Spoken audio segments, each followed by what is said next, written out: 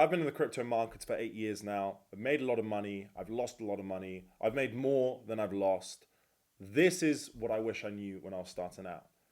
So one of the main things you need to know is that people overinflate their wins and they omit their losses. So people will tell you that they made more money than they really have. People will tell you that they lost less money than they really have. Okay? It's just a fundamental bias that people have. I think it's true of real life, but I found it to be very true in crypto. People get very embarrassed for admitting that they lost money. They tell you about their wins. They don't tell you about their 3 losses that they have. That's the first thing you need to know. So there's a fundamental bias there. So you're more likely to hear about people's wins, and you're more likely to think to yourself, why am I behind? Why am I not winning the same way? Don't worry, they've probably lost as well. That's the number one thing you need to know. Second thing you need to know is that this market is PvP, fundamentally, and I wish I knew this starting off. Everyone that makes money in crypto has taken it from someone else. That's just the way it works. It's the same with any financial market, okay? So in order to make money, you have to take it from someone else. So therefore, in order to take it from someone else, you have to have an edge over them. And what do I mean by an edge? An advantage. You have to have an advantage. So maybe you are a better trader, maybe you are a better developer. There needs to be something about you that separates you from everyone else because you are in competition with them. And you need to be very good to make money in crypto. I'd probably say out of all retail crypto participants, to make good money, you need to be in the top 5%. That means that you need to be better than 1 in 20 people. So you're in a room with 20 people. You need to be the best in that room. And all of these people in that room are in crypto. That's what it means. So that's the other thing I wish I knew. Because when I was younger, I would follow KOL calls blindly. I would have zero edge. I'd just follow people online. And you may do the same. On X, you just see people tweeting, you buy the coin. I'd lose all the time. And I'd be so frustrated and confused why. I'd get into a new launch and this developer tells me, this is going to be a great coin. We've launched it. We're going to have a listing with Binance and Bybit and all these big exchanges, and nothing happens. So that's very, very important. And it's so important to understand that, okay? Another thing I wish I knew is the cyclical nature of crypto. I kind of knew this before, but it really is periods of depression, periods of euphoria, and the best time to get into the market is just coming out of a period of depression. Okay, they call this a bear market. So the worst time to get in is right at the top of the bull market. Yes, you can make quick money, but you will lose that money even quicker. Okay, the best time to get in is after a period of depression. Everyone's checked out. Everyone that will sell has sold, and we're just starting that uptick of the new euphoric period, that new kind of start of the cycle. That's the period of max opportunity because that's when coins launch. That's when you get momentum. You can literally buy anything and you'll do well. But the reason people don't is because their memory fails them. They forget that they can make money in crypto because we have a recency bias as humans. So what happens recently, we assume will happen in the future. So if the last year of price action has just been down only and no one's made any money, we just assume that's going to continue. And that's a fundamental human bias that we have. So in crypto, you want to understand when have we been through a large period of apathy and depression, and you want to get into that last phase when everyone's tired, start paying attention. That's when I made some of my biggest wins in crypto. Okay. Next thing you have to understand is that tokenomics are very, very important. You need to understand the supply schedules of coins. You need to understand when supply is going to get dumped. You need to try and get in and get out before loads of supply gets dumped. It's the silent inflation of crypto. Solana right now, as I'm recording this video, is around $100. So it's pretty low. If it had the same amount of supply, it would be double. It would be $200. So it makes a massive difference, okay? Another thing I wish I knew is hang around people that are in the same industry as you and work as a pack. This is so important. So if you're just solo and you're trying to make it by yourself and you're just reading KOL's tweets and you're just looking online, you're trying to figure it all out, it's not going to be the same as if you have 3 or 4 really trusted friends. You're all in a group chat, you're all working together, and you're all making sure that the information is good that you get, you discuss ideas. It's a team sport. It really is. It's a team sport. It's a stag hunt. Okay, you're not chasing rabbits. You're all working together to chase a bigger animal. So that's a really, really good thing you should remember as well. Profit taking is one of the weirdest things about crypto. And no one really tells you this. It's the most intimate thing you're ever going to do. No one's ever going to tell you to sell.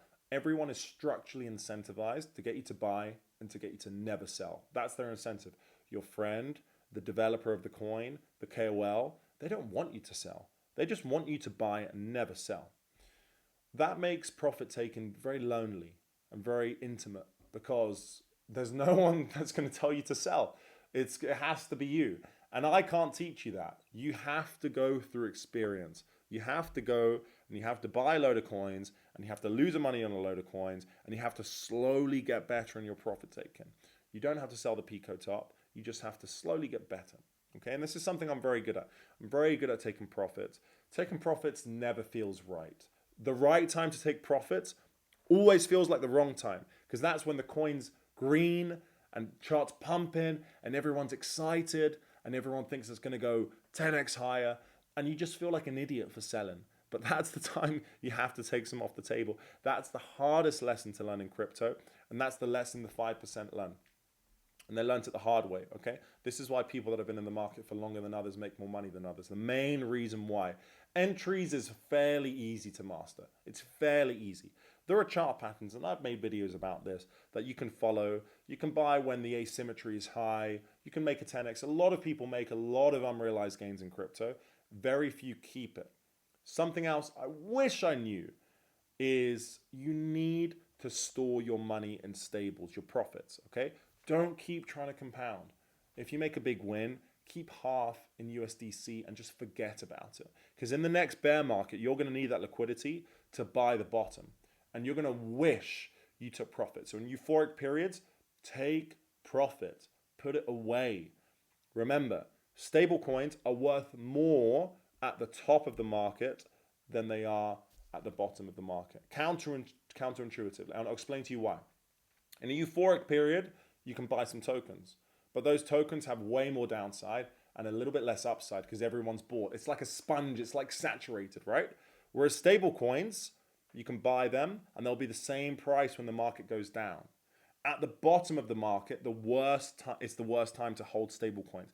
You want to be putting them into tokens because tokens can 10x, but stable coins can't, okay? So it's about changing your mindset. It's literally what I said, it's competition. You have to be able to think differently in order to make money in crypto. You have to be able to step aside from the crowd and do things differently. When the market's scared, you buy because you're out-competing your competition by doing what they're not doing because you're going to make money off them. When the market's euphoric, you sell. Very simple concepts, very, very difficult to actually execute. What still amazes me is how many people I know that have been in this industry for many years and they still hold 0 Bitcoin. It's crazy. Like maybe my strategy is different to theirs. A lot of my friends, they just want to trade and they want to make good money and they're very good traders, so they can afford to do it. But for most people as well, having like a storage of Bitcoin that you just have is very, very important. That will always go up over the time, okay? I strongly believe in the Bitcoin thesis. If you want to see some more about this, I made some videos on this. Buy Bitcoin, just hold it. It's like buying the S&P 30, 40 years ago. It's going to go up in price. It's the highest asymmetry bet we have in our lifetime. It's like the property of the 50s, the 60s, right? So you need to buy Bitcoin, you need to hold Bitcoin. Take your meme profits, which aren't real because they're going to go to zero eventually, put them into stable coins, and if you like Bitcoin as well, just DCA in. I've given you a lot of advice here, and if you're serious, write down this advice as well because I've really tried hard to make it as distilled as possible and really to give you the nuggets that I've learned over the last 8 years. But the last piece of advice is network, okay? You have to network in crypto. Networking is so important. You learn more, you get more insights into the market, you do better in crypto. The best people in crypto and the people that have made the most money is they network. Now you may ask me, okay, well, how do you network? Okay, maybe you don't have money to fly to Dubai to go to these different trips. Okay, I understand that. Start with just reaching out to people. You'll be surprised how many people on X will reply to you if you ask an honest question, show interest in what they do, and you can start a connection. I know a lot of people that have done this, okay? So just put yourself out there more. A lot of people aren't willing to do that. That's very, very important. Start joining groups. If you have the money, join some paid groups. If you don't have the money, join some free groups. Give value, okay? It's always a reciprocal exchange. Don't just take. When I'm telling you to reach out to people, you have to do it in a way that provides them with value. Maybe they feel that value is just someone that's interested in them and you're just giving them good energy. That is value of some extent. You go to a free group, you start giving them some analysis, you throw in some coins that you like. That is value as well. And that's how a lot of my friends have built a very good network in crypto. The way I did it is I had a friend that introduced me to crypto. And then we joined a few groups, and then I started giving a lot of value in those groups. And then I attended some in real life events, and then I met more people, and that opened even more doors. Okay. And then I went to trips. So I've been to Dubai multiple times. I've been to Token 2049. I've been to the SUI events. That's where you meet a lot of project founders too. And then it just snowballs after a while. So that's probably right now, if the market's depressed, or even if the market's euphoric, it's the best thing you can do and the highest ROI thing you can do. So overall, let's go over them. Number 1, take profits. Number 2, hold stable coins. Number 3, hold Bitcoin.